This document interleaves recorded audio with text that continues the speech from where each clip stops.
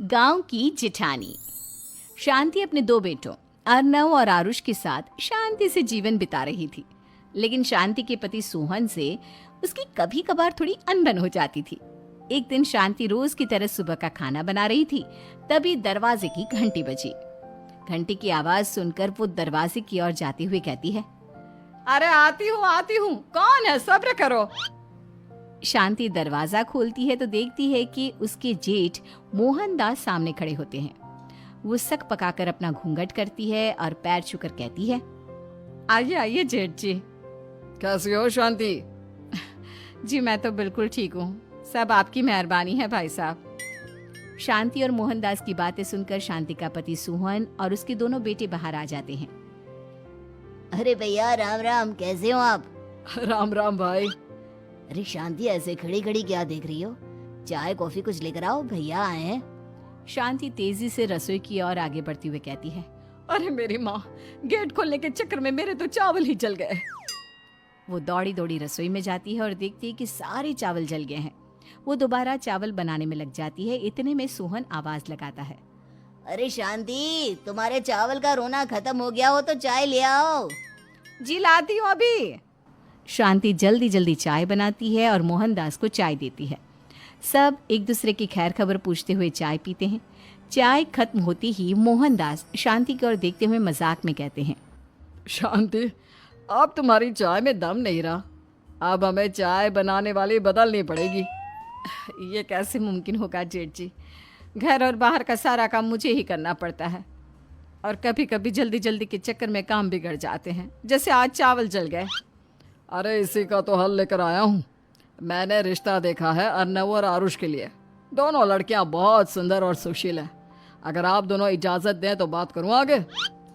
सोहन और शांति रिश्ते की बात सुनकर कहते हैं, अब ठीक है, बात चलाइए ना भैया, पर पहले लड़की के बारे में कुछ बताइए तो सही। हाँ हाँ भाई साहब, लड़की कैसी है, परिवार कैसा है, कहाँ के रहने वाले हैं? देखो, परिवार तो बहुत अच्छा है, पर वे दोनों लोग बहुत गरीब हैं। दहेज में कुछ मिलेगा नहीं। अरे हमें दहेज में कुछ चाहिए भी नहीं, बस लड़की संस्कारी होनी चाहिए। एक लड़की तो पढ़ी लिखी है और शहर की रहने वाली है, पर दूसरी अपनी गरीबी की वजह से पढ़ न सकी और गांव में रहती है। लेकिन दोनों है बहुत खूबसूरत। अगर तुम सबको देखते ही पसंद ना आ जाए तो मेरा नाम बदल देना। हाँ, पर तो हम आंखें मूंद कर भरोसा कर सकते हैं भैया।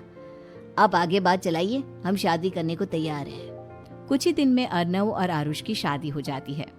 आरुष की शादी अनपढ़ लड़की मंजरी से हो जाती है, जो कि बहुत भोली भी होती है। और अर्नव की शादी पढ़ी लिखी लड़की तनुजा से हो जाती है, जो कि घमंडी और चालू होती है।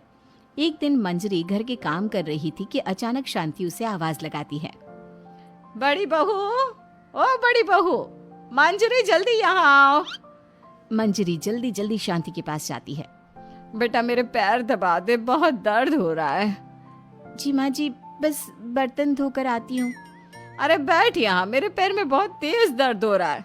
बर्तन छोटी बहू धो लेगी। मंजरी शांति के पैर दबाने लगती है तो शांति तनुजा को आवाज लगाती है, छोटी बहू, और छोटी बहू। तनुजा थोड़ी देर से आराम से चलकर आती है। जी माँ जी, आपने बुलाया मुझे? आपको कोई काम था क्या? तू कुछ काम कर रही है या? शांति की बात काटते हुए तनुजा बोलती है, कुछ नहीं माँ, फोन पर अपने घर पर बात कर रही थी। अरे बाद में बात करियो अपने घर वालों से, पहले जाके बर्तन धो ले। तनुजा मुंह बनाते हुए अपनी जिठानी की ओर देखती है और मन ही मन कहती है, ये महारानी वहाँ बैठी है, ये नहीं कि बर्तन धो ले। मैंने इतनी पढ़ाई बर्तन धोने के लिए की थी क्या? तनुजा दांत पीसकर वहां से चली जाती है। अगले दिन सब दफ्तर चले जाते हैं, तभी डाकिया चिट्ठी लाता है। शांति चिट्ठी लेकर मंजरी से कहती है, बड़ी बहू, जरा छोटी बहू को बुलाना, एक चिट्ठी आई है। मेरी तो आंखें कमजोर है तो मुझसे पढ़ा नहीं जाएगा। मंजरी तनुजा के पास जाकर कहती है, तनुजा, तुम्हें माँ जी बुला रही हैं। मुझ पर हुक्म मत चलाओ, काम बताओ काम।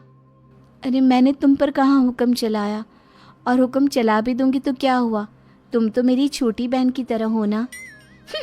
तुम जैसी अनपढ़, जाहिल और गांव की गवार मेरी बहन नहीं हो सकती। बेचारी मंजरी तनुजा की बात सुनकर अपना सा मुंह लेकर रह गई।